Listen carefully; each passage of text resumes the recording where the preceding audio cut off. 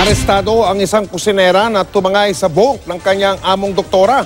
Mahigit 3 milyong pisong pera at ari-arian ang laman ng vault. Nahuli siya ng mga otoridad sa tulong ng dati niyang amo na umano'y na biktima rin niya. Nakatutok si Jay Sabale. Milyon daw ang nabalita sa TV yun. O sige, pare punta muna kami ng mobile. Mobile kami ha, MU.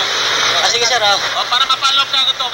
Kuha ito kay Rachel Cabe matapos mahuli sa isang entrapment operation mag-aalas 10 kagabi sa Quezon City. Si Cabe ang namasukang kusinera na tumangay umano sa vault ng amo niya na binalot sa tela at isinakay sa tricycle sa Barangay Pilar, Las Piñas City nitong Martes. Sa operasyon kagabi, katagpusan na ni Cabe ang pinagnakawan din niyang dating amo sa Quezon City. Napanood kasi nito ang balita ng pambibiktima na naman niya.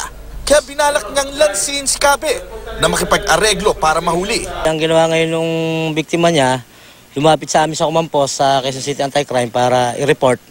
At makikita sila ngayong araw na para bayaran yung nakuhang pera sa kanya. Nang mahuli ang sospek, nakatakbo ang isang kasama niya. Nabawi sa kanya ang laman ng vault tulad ng mga bank book, sing-sing, mamahaling relo at mga ATM card. Sabi ni Cabe, wala raw siyang kasabwat. Dinala niya raw ang kaha sa bahay ng kaibigan sa Ibaan, Batangas at doon niya na binuksan. Inanok ko sa gilid ng itak. Tapos kinawit ko po ng martilyo. Pero anya, di naman daw aabot sa mahigit 3 milyong piso ang nanakaw na halaga ng mga laman ng vault. 2005 pa raw siya nagsimulang mamasukang kasambahay. Ngunit ngayong taon lang daw siya nagnakaw.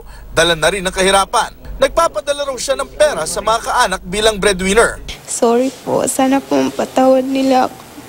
Mula Camp Karingal, sinundo na si Cabe ng Las Piñas Police. Naniniwala kaya tayo na totoo na naroon pa doon sa iba itong safe cell? Maaari, kasi very reliable yung information namin.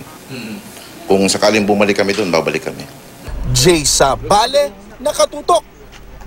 24 oras.